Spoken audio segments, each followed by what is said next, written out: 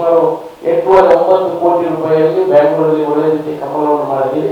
ಮುಖ್ಯಮಂತ್ರಿಯವರು ಅನುಮತಿ ಕೊಟ್ಟಿದ್ದಾರೆ. ಮಹಾರಾಣಿ ಅವರು ಅದಕ್ಕೆ ಅನುಮತಿಯನ್ನು ಕೊಡಬೇಕು. ಫೆಬ್ರವರಿ ಮಾರ್ಚ್ಗೆ ಮಾಡ್ತೀವಿ. ಪೇಟದವರು ಕೇಸ್ ಹಾಕಿದ್ರು, ಸುಪ್ರೀಂ ಕೋರ್ಟ್ಗೆ ಅಫಿಡವಿಟ್ ಹಾಕಿದ್ರು. ನಾವು ಬರೆದುಕೊಟ್ಟದ್ದು ದಕ್ಷಿಣ ಕನ್ನಡ ಉಡುಪಿಯಲ್ಲಿ ಆಚರಿಸುವಂತ ಒಂದು ಕ್ರೀಡೆ. ಈಗ ಮಣಿಪುರ ಡ್ಯಾನ್ಸ್ ಮಣಿಪುರದಲ್ಲಿ ಮಾತ್ರ ಮಾಡಬೇಕಾ? ಕೋಣದ ಬಾಯಿಯಲ್ಲಿ ನೂರೇ ಬರ್ತದೆ, ಕೋಣದ ಬಾಯಿಯಲ್ಲಿ ನೂರೇ ಬರ್ತದೆ, ಪೇಟದ ನೂರೇ ಬರ್ತದೆ. ಈ ದುಡ್ಡು ಅಲ್ಲಿಂದ ಅಮೆರಿಕ ದುಡ್ಡು ಬರ್ತದೆ. ಏನಾದ್ರೂ ಮಾಡ್ಬೇಕಂತ ಹೇಳ್ತಾರೆ. ಖರ್ಚು ಮಾಡೋ ದುಡ್ಡು ಎಷ್ಟು ಬರ್ತದೆ? ಬೆಂಗಳೂರು ಕಮಲ ನಾವು ಮಾಡಬೇಕನ್ನುವ ವಿಚಾರದಲ್ಲಿ ಇದ್ದೇವೆ. ಸುರಿಗೆ ಬೆಂಗಳೂರಿಗೆ ಕಮಲ ಮಾಡೋದು, ತುಳುವನ್ನು ಹೆಚ್ಚುವರಿ ಭಾಷೆ ಮಾಡಿದ್ದು, ಎಷ್ಟೋ ಜನ ಶಾಸಕರಾಗಿ ನಿಮಗೆ ಗೊತ್ತಿದ್ದಾಗೆ ದಕ್ಷಿಣ ಕನ್ನಡ ಜಿಲ್ಲೆಯಿಂದ ಹೋಗಿದ್ದಾರೆ, ಅಧಿಕಾರದಲ್ಲಿ ಇದ್ದವರು ಇದ್ದಾರೆ. ಆದ್ರೆ ತುಳುವಿನನ್ನು ಹೆಚ್ಚುವರಿ ಭಾಷೆಯನ್ನಾಗಿ ಮಾಡಬೇಕು ಅಂತ ಹೇಳಿದವರು ಯಾರಿಲ್ಲ. ಅಶೋಕ್ ಅವರು ಮೊದಲನೇ ದಿವಸದ ಅಧಿವೇಶನದಲ್ಲಿ ಮಾತಾಡಿ ಈಗ ತುಳುವನ್ನು ಹೆಚ್ಚುವರಿ ಭಾಷೆಯನ್ನಾಗಿ ಮಾಡಲಿಕ್ಕೆ 3 ರಾಜ್ಯದ ಅಲ್ಲಿ ಯಾವ ರೀತಿ ಲೀಗಲ್ ಆಗಿ ಮಾಡಿದ್ದಾರೆ ಅಂತ ಫಾರ್ಮ್ಯಾಟ್ ಅನ್ನು ತರಿಸುವಂತ ಕೆಲಸ ನಾನು ಖರ್ಚಿಗೆ ದುಡ್ಡು ಕೊಟ್ಟು ಅಲ್ಲಿಂದ ಕಳಿಸಿ ಸರ್ಕಾರಕ್ಕೆ ಒಪ್ಪಿಗೆ ಮಾಡಿದರೆ ಮುಖ್ಯಮಂತ್ರಿಯವರು ಮೊನ್ನೆ ಸಮಯ ಕೊಟ್ಟಿದ್ದರು ಮೀಟಿಂಗ್ಗೆ. ಮುಂದಿನ ದಿವಸದಲ್ಲಿ ನಾನು ಮೀಟಿಂಗ್ ಮಾಡಿ ತುಳುವನ್ನು ಹೆಚ್ಚುವರಿ ಭಾಷೆಯನ್ನು ಮಾಡುವಂತ ಪ್ರಯತ್ನವನ್ನು ಮಾಡ್ತೇವೆ. ಕಮಲದ ಬಗ್ಗೆ ಬೆಂಗಳೂರಿಗೆ ತಗೊಂಡಿದ್ದೀವಿ. ಸುಮಾರು 8-9 ಕೋಟಿ ರೂಪಾಯಿಯಲ್ಲಿ ಬೆಂಗಳೂರಲ್ಲಿ ಒಳ್ಳೆ ರೀತಿ ಕಮಲವನ್ನು ಮಾಡಿದ್ದೀವಿ. ಈ ವರ್ಷ ಕೂಡ ಕಮಲ ಮಾಡಬೇಕಂತ ಮುಖ್ಯಮಂತ್ರಿಯವರು ಅನುಮತಿ ಕೊಟ್ಟಿದ್ದಾರೆ. ನಮ್ಮ ಯಾರು ಮಹಾರಾಣಿ ಅವರು ಅದಕ್ಕೆ ಅನುಮತಿಯನ್ನು ಕೊಡಬೇಕು. ದಸರಾ ಇರುವ ಟೈಮಲ್ಲಿ ನಮಗೆ ಕೊಡ್ಲಿಕ್ಕೆ ಆಗುವುದಿಲ್ಲ ಅನ್ನೋ ಉಲ್ಲೇಖ ಮಾಡಿದ ಕಾರಣ ಈಗ ಫೆಬ್ರವರಿ ಮಾರ್ಚ್ಗೆ ಅನುಮತಿಗಳೆಲ್ಲ ಬಂದ್ರೆ ಫೆಬ್ರವರಿ ಮಾರ್ಚ್ಗೆ ಮಾಡ್ತೀವಿ. ಪೇಟದವರು ಕೇಸ್ ಹಾಕಿದ್ರು, ಇವರು ಪ್ರಾಣಿಗಳನ್ನ ಅಲ್ಲಿ ತಗೊಂಡು ಬರ್ತಾರೆ, ಸುಪ್ರೀಂ ಕೋರ್ಟ್ಗೆ ಅಫಿಡವಿಟ್ ಹಾಕಿದ್ರು. ಅದರಲ್ಲಿ ನೀವು ದಕ್ಷಿಣ ಕನ್ನಡ ಮತ್ತು ಉಡುಪಿಯಲ್ಲಿ ಮಾತ್ರ ಮಾಡ್ತೀನಿ ಅಂತ ಬರೆದು ಕೊಟ್ಟಿದ್ದಾರೆ. ಆ ಕಡೆ ಮಾಡುವುದಿಲ್ಲ ಅನ್ನೋ ವಿಚಾರವನ್ನು ಹೇಳಿದ್ರು. ನಾವು ಎಲ್ಲೂ ಬರೆದು ಕೊಟ್ಟಿಲ್ಲ. ನಾವು ಬರೆದು ಕೊಟ್ಟದ್ದು ದಕ್ಷಿಣ ಕನ್ನಡ ಉಡುಪಿಯಲ್ಲಿ ಆಚರಿಸುವಂತ ಒಂದು ಕ್ರೀಡೆ, ಅಲ್ಲಿ ಮಾಡುವುದಿಲ್ಲ ಅಂತ ಹೇಳಿಲ್ಲ. ಈಗ ಮಣಿಪುರ ಡ್ಯಾನ್ಸ್ ಮಣಿಪುರದಲ್ಲಿ ಮಾತ್ರ ಮಾಡಬೇಕಾ? ಇಲ್ಲಿ ಮಣಿಪುರ ಡ್ಯಾನ್ಸ್ ಮಾಡಲ್ವಾ? ಬೇರೆ ಬೇರೆ ದೇಶಗಳ ಬೇರೆ ಬೇರೆ ರಾಜ್ಯಗಳು ಎಲ್ಲ ಕಡೆ ಮಾಡ್ತಾರೆ. ಮತ್ತೆ ಕೋಣದ ಬಾಯಿಯಲ್ಲಿ ನೂರೇ ಬರ್ತದೆ, ಕೋಣದ ಬಾಯಿಯಲ್ಲಿ ನೂರೇ ಬರ್ತದೆ, ಬೇಟದ ನೂರೇ ಬರ್ತದೆ. ಪ್ರಾಣಿ ಬಾಯಲ್ಲಿ ನೂರೇ ಮಾಡೋದು ಇಂಗ್ಲಿಷ್ ಮಾಡಿ ಮತ್ತೆ ಬರುತ್ತೆ, ಅದು ತಿಂತಾರೆ. ಮತ್ತೆ ಸ್ವಲ್ಪ ಹೊರಗಡೆ ಜೈಲಿರ್ತದೆ, ಅದು ನೂರೇ ಬರ್ತದೆ, ಅಷ್ಟೇ ಹೋಗುದು.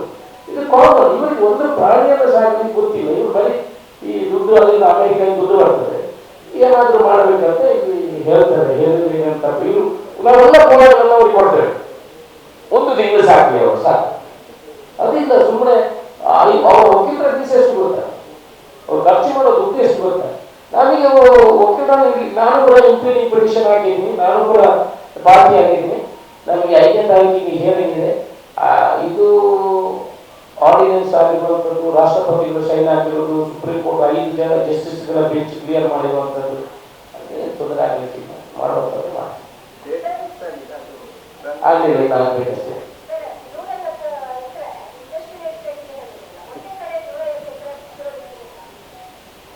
ಮೇಡಮ್ ಎಲ್ಲ ಕಡೆ ಜಾಗ ಇದೆ, ನಾವು ಅಲ್ಲಿ ಹೋಗ್ಬೇಕು.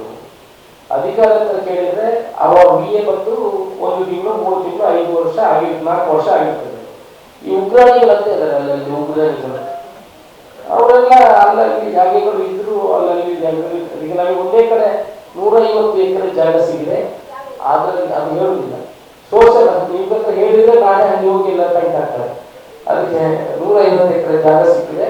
ಅದರಲ್ಲಿ ಸೋಷಿಯಲ್ ಫಾರೆಸ್ಟ್ ನಾವು ಎಷ್ಟು ಅಂತ ನೋಡ್ಬಿಟ್ಟು ಬಾಕಿದನ್ನು ಇಂಡಸ್ಟ್ರಿ ಮಾಡ್ತೀವಿ. ಅಲ್ಲಿ ಬೇಕಾದಷ್ಟು ಕರೆಂಟು, ನೀರು ಎಲ್ಲ ವ್ಯವಸ್ಥೆ ಇದೆ.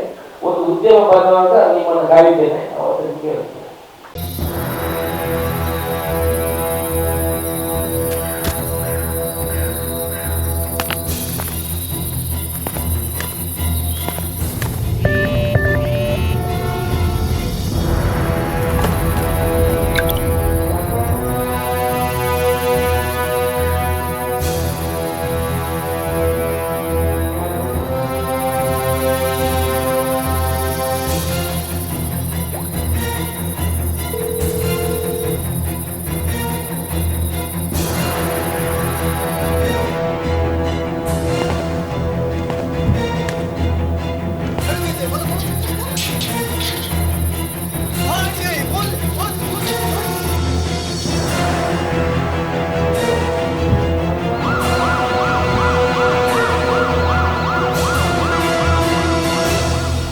ಸುರಕ್ಷತೆಯ ಚಿಂತೆ ಬಿಟ್ಟು ಬಿಡಿ.